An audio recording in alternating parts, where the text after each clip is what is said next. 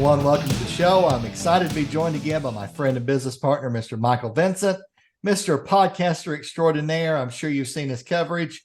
We have fun working together on fuel reduction, emissions reduction, plastics waste reduction with a common theme of monetary gain. So it's a lot of fun.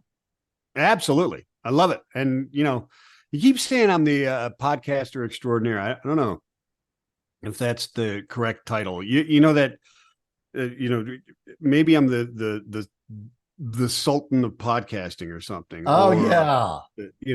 Something a little more flashy. Yeah. We need to get a good tagline going, don't we? Yeah. I don't know. We'll work on that. Send me your top 5 suggestions. I will get it done. Or Okay. are you asking the audience? I don't know. Anybody, I'll send them in. They can send them in, whatever it happens to be. But yeah, we can do that. Yes. Absolutely. I love it. I'll tell you what, though. I am, I have kids, obviously. You have kids. You teach them your old tricks for snacking and eating and stuff like that, right? Yep. And yeah, right. So and there's somewhere they go, oh God, that's disgusting, right? I would never do that. And then they try to go, oh, wait a minute. Yeah. That's actually awesome, right? Like one of mine was like, I always put soy sauce on popcorn, just drizzled it a little bit. It's delicious. And they would fight all the time. But now, like they would make fun of me because I'd always take my Oreo cookies and I'd twist them and then put the two halves together, right? So how did you eat your Oreos? A lot of times I like take them apart like this, like not twist it. Tore them. Yeah, like that. What was your goal, though? Why would you do it? I guess mostly it was just to have some of the cream on both sides. Oh, okay. See, mine was I could twist an Oreo. I could twist an Oreo and have no cream on one and all the cream on the other. And that was my goal because the one with no cream, that one got thrown away because then I'd take another one and do the same thing and throw away the other one and put two together. And then I'd have double stuff. Before there was double stuff. That was the goal. And now that there's double stuff, I have quadruple stuff because I do the same thing, right? Oh, man. Well, my favorite way is get a little bit of milk. That's just me. Put a little bit of milk in a small glass and put 2 or 3 of them in a stack, and then you scoop it out with a spoon. That is a great idea because a single dip doesn't make it. It's got to permeate. It's got to absorb into there a little bit. You've got to let it soak for a second, right? I think you're right because there's that perfect amount of hydration where it's not too crisp, but it doesn't turn too soggy either, right? It's it's like cooking peppers. If you cook them too long, they're nasty. But right? So yeah, I agree. So that there's all right. Let's just get into this because Crystal Owens, who is a PhD, right, candidate at MIT, I guess it was in 2022, decided she was going to try and figure out if you could actually twist your Oreo cookies open and get half the cream on one side and half on the other, my friend. Right. It's absolutely crazy. They went through a whole study on this stuff. They discovered that you could not do it, though. But I thought it was really interesting because what they were doing is called Oreology. But what they were doing is they were using what is it called? A rheometer? Yeah.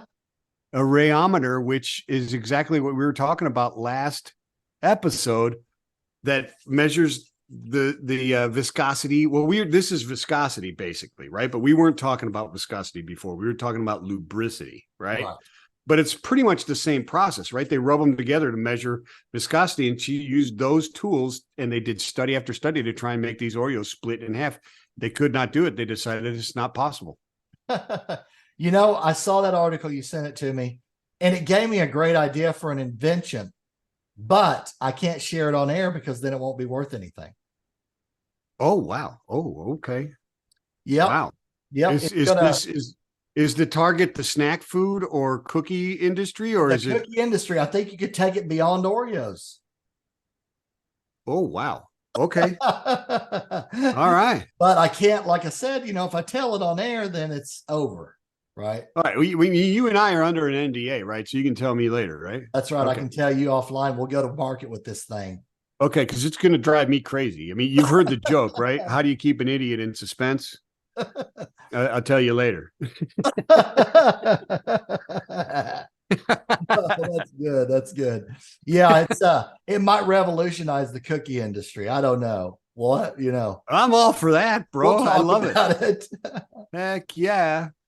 I dig it. I Man. dig it. I dig it. I dig it. The other thing that was interesting this week was, and I understand this, the negotiations took like 2 weeks. Did you read this? I read the article. Yeah. It's crazy. So Exxon buys Pioneer. What's the full Natural name? resources. Pioneer Natural Resources, who is like the big dog in well operations out in the Permian Basin, right? Right. Out in your neck of the woods, kind of your neck of the woods. Yep. More your I've neck been of the out woods to the than mine for Permian sure. several times. Yep. Yeah, yeah. So for $59.5 billion, Billion with a B. Exxon buys it. Billion with a B. Well, I guess it was an all stock deal, but it doesn't matter because Sheffield, the CEO of Pioneer, is going to walk away with $29 million. There you go. That's not a bad in what he called a bittersweet day. Yeah. Okay. Right. Whatever. You can put that 29.9 million to good use and build something else. I'm sure he's going to be just fine with that $20 million payday. Right. But so the implications there, Andy, what do you make of this, my friend? I mean, I'm reading some stuff that are like, hey, this is an implication of that EVs aren't coming anytime soon and blah, blah, blah.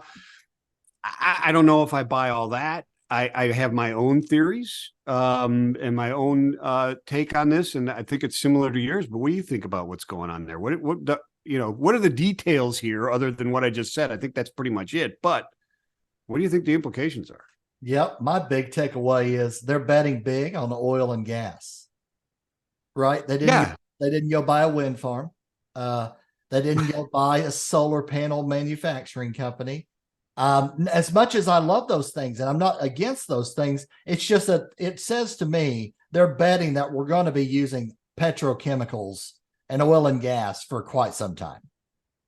100%, 100% agree. I mean, there's some saying, hey, this is, yeah, I'm reading people saying, hey, they don't believe in electricity and all this stuff. I don't see that as the case at all. I think they see it that it's going to take a while for us to do that transition, right? And to make it right and to have things transition the right way, we can't just stop this and expect us to be able to switch to green energy completely straight off the bat. There's got to be a smooth transition. Otherwise, the disruption is going to be very, very painful to people. And I'm economically and physically, right? Starvation, the haves and have-nots are going to change.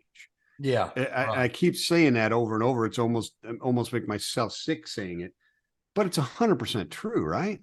Yep. This whole green technology, green energy industry is a open, field of opportunities right now, honestly. Because, companies want to go greener, right? I see that all over the place. They want to go greener, but they don't want to spend significantly more money to get to that place, right? So how do you transition to that? And the cool thing with cyber fuels is we reduce the cost of spending money on the fuel by 10 to 20%. So net savings. So you can go greener, move greener, but not try and switch all your big rigs to electric because the infrastructure is not there. There's nobody. It's just you can't turn one spigot off and one spigot on and just expect everything's going to go great. Yeah, exactly. And you saw, I mean, you spoke about, or you put out there as well, and you introduced me to this article talking about, who is it? Warner, Derek Leathers, and also Bruffett, right? Schneider International. And I mean, the headlines basically said that they're not betting on electric, right? But what it really, with the article and what they really are saying is they're not betting on one thing, right? They think there's all kinds of different stuff. Because at the same time saying we're not betting on electric, both of them have put electric vehicles in operation to test them, right? What they're basically saying is we don't know which way this stuff is going to go, and it's going to take a lot of time. And Bruffett in particular was very poignant in saying, right now, unless the financials change, electric trucks aren't going to be a solution. Period. Right. Right. Right. It's not a The viable economics have to economical change. solution right now. Yes. Yeah. Right. And so I think this 59.5 billion or 60 billion, as some people call it, whatever. And what you're saying is 100% right. There's going to be a transition. It's going to take time, just like anything else. I remember when a flat screen TV, flat panel TV cost like $11,000 for like a 17-incher. Yeah. Right. And you remember those days. They were massively expensive. Yeah. And it's the same thing with this type of technology because things are changing all the time. And you've got to have that transition. And this is what I'm talking about. Exactly. Cyber fuels helps you with that transition. Because you know what? Sitting around and waiting for EVs isn't a sustainability program. That's not a plan. That's not a plan, right? We're gonna wait. We're gonna wait. That's what we're doing for sustainability. We're gonna wait. Yeah. That's not a plan. It's not an action plan, really. But I mean, you think about this, right? I mean, so theoretically, and I'm sure it works out with math because there's this thing called math, Andy. And if you have enough trucks and you use cyber fuels, right? You could save enough money on your fuel spend to test other technology, right? I mean, these are the things that I think about when I say cyber fuels will help with this transition to make this stuff happen, right? Right. Eventually, we're going to change, but now there's a long time between now and then, right? Yeah, and the cool thing with cyber fuels is we've talked about we're transitioning with the market, right? Right. And for me, have you know that expression "follow the money"? Oh yeah. Right. I use it all the time. People say, "Why are they doing that?" I well. said, "Just follow the money, man. You'll find it. It's always money." Follow the money, and that's what's going on. So there was in your article you shared. There is Jay Hatfield, CEO of Infrastructure Capital Advisors, an investment firm that focuses on energy and infrastructure investments. So they're investing in energy infrastructure. So I kind of pay attention to what that guy's talking about here.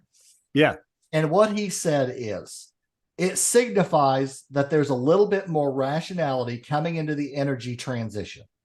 The fantasy world of having just renewables as electricity within 50 years or so is now clearly not going to happen. That's what he told Fortune magazine. And then he also said, it's a recognition that these forms of energy are not going away anytime soon, meaning oil and gas is not going away anytime soon. So that's what he said. Follow the money. The investment guy is saying that. So yeah. Well, I mean, yeah, he is, and obviously, I mean, he knows more about it probably than you or I am guessing. That's why he's being quoted by Forbes. True. Yeah, that's why he's being quoted by Forbes. But I think he's 100% right, and not that he needs my, my sentiments at all. Your seal of approval. Yeah, he doesn't need my seal of approval at all. But I think he's right. So he can go ahead and keep saying that. I hope he's listening and feels more comfortable about what he said. But he's 100%. And here's the other thing that I'm saying. Environment aside, it would be horrible for our society if we changed today. All the people and disruptions that would occur are not good. There has to be a good, sensible plan that takes into account our society, people's well-being, lifestyle, and also the environment to make this transition actually happen. And this starts to now make sense, right? Chaining yourself to an oil well is not going to make it happen, Andy. Right. Yeah, the switch from the Industrial Revolution to the information age. Yeah. That's like about a 60-year transitional thing. Sure it was. Yeah. So it didn't happen overnight. You remember when the mainframes were like the size of a bedroom? Oh, yeah.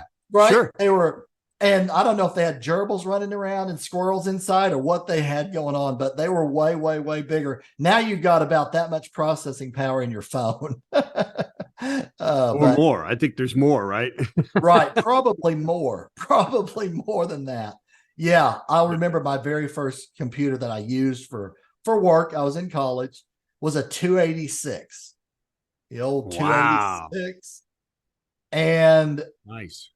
my boss that I worked for had a 386 that was a take it with you. Take it with you 386 laptop. I remember the take it with yous. They weren't really laptops. They were that big, wide, that tall, and they weighed about 35 pounds. Yeah. The portable take it with you computer. Kind of like the portable take it with you phones that first came out. Oh, the brick phones. Yeah. Right. Yeah. Absolutely. Yeah. With the shoulder harness and everything. But with time, it got way less expensive for the computing power. It got way less expensive for the phone technology and less weight, less material, less everything, really. Right. But it didn't happen overnight either. I think the first car phones were out, in like the early or late 80s. I think it was late 80s. Yeah. Right? And then it took about probably a good 25 to 30 years to get to the smartphone world. So, yeah. Well, I mean, Wedding Singer, right? So that was late 80s, right? Not that movie came out, but that the era. Adam Sandler's The Wedding Singer, that era was late 80s, right? Yes. And that's when, and he had the cell phone, he had the car phone, right? That was the big thing, is he had a car phone, right? So it was a big deal. You're a big. I use my history is based on movie eras. That's how I figure things out. That's how I do. But you're right. Things are changing, right? So, right now you're talking about batteries that we talked about them burning and they never go out and all that other kind of stuff, right? They're really hard to put out. I exaggerate. They can be put out, but they burn extremely hot. They're very hard to put out. And we talked about payload, right? You're losing the one that I was in, the Nikola tray that I rode in, you 18,000 pounds of payload's gone. Right. Poof, with the battery. That's that's a lot. That's half almost. Right. I know exactly. Yeah. And the executives that I talked to that are running trucking fleets, the economics just don't work. No, you can't lose half your payload. You can't lose half your payload. No. And you're not going to, because our infrastructure can't handle it. No. They just can't. No. And imagine this: an electric car carrier carrying electric cars.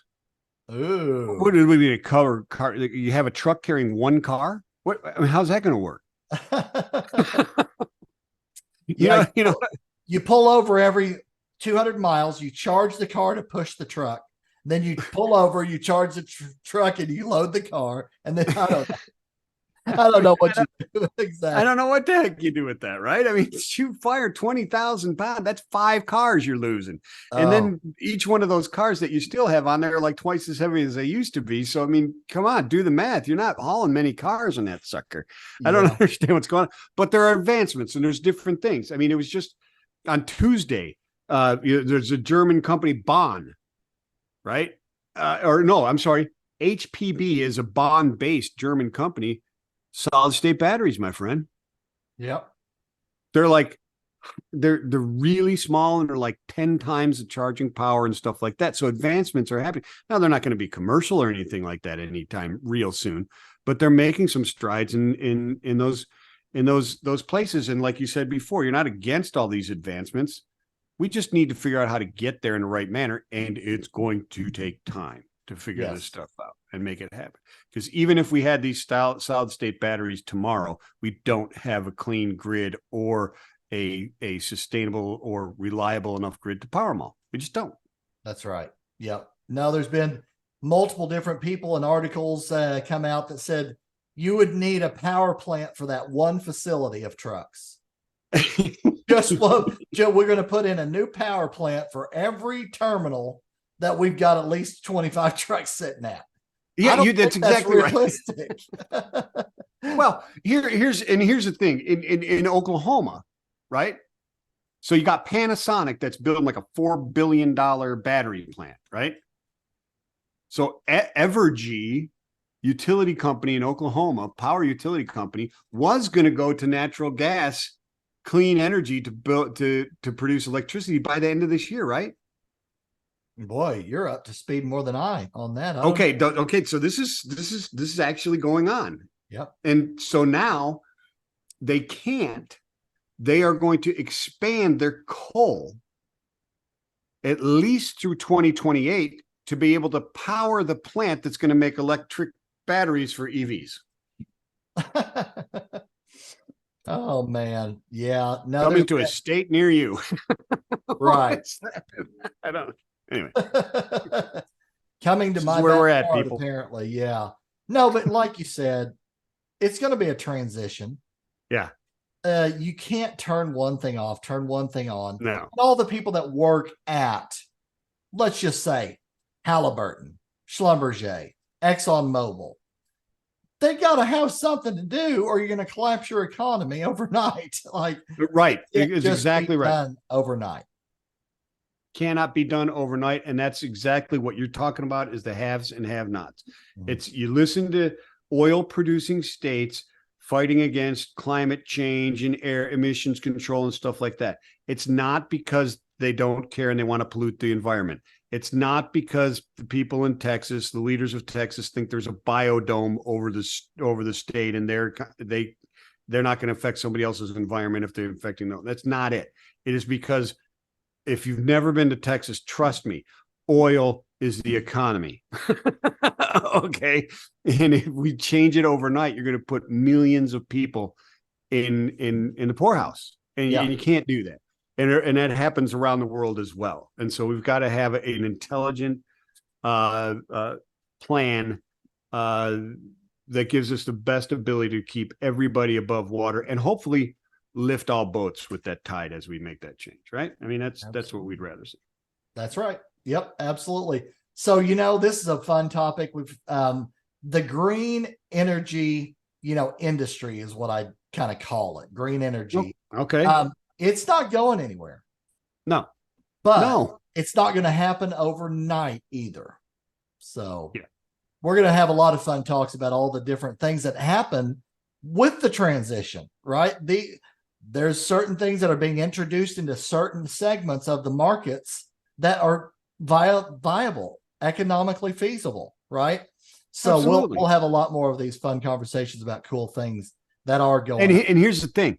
I would encourage you, go buy biodiesel, because I'm into going green. That's why you and I are together, because we want to go green. We want to do it in the right way and make it a positive for business and for the private citizens, right? So go do biodiesel. It's much greener, right? But the energy density is far less. So what do? You put in cyber fuels that brings it back up to a viable solution and improves the mileage on those, even that, and also improves the emissions even on the biodiesel. So do it and then put cyber fuels in there. That's what we're talking about, right? That's right. That's what we're talking about. Use that, transition with us, with the market, basically, and so forth. And we will transition as the market transitions. It'd be like being in the car phone market and saying, I'm never going to do a smartphone. That'd be silly. That'd be dumb. Eventually, the market's going to move to certain things in certain areas. You better move with it, or you're going to get run over, basically. Nobody's going to have a computer in their house. Not everybody wants a computer in their house. It's a fad. Personal computers? Are you crazy? Yeah, I don't think so. That's not going to happen. That's not happening. No. Why would you need it? What do you need that for? What do you need a personal computer for? There's a mainframe in that building down the street. Why do you need personal computer? You don't need it. You don't need it. Nope. Oh, man. Well, these are always fun. I guess we'll put a wrap on this one. That was a lot of fun talking through these topics today. Thanks for joining, listening, or watching, everybody. And we will see you again soon. Take care. Right on. Peace and love.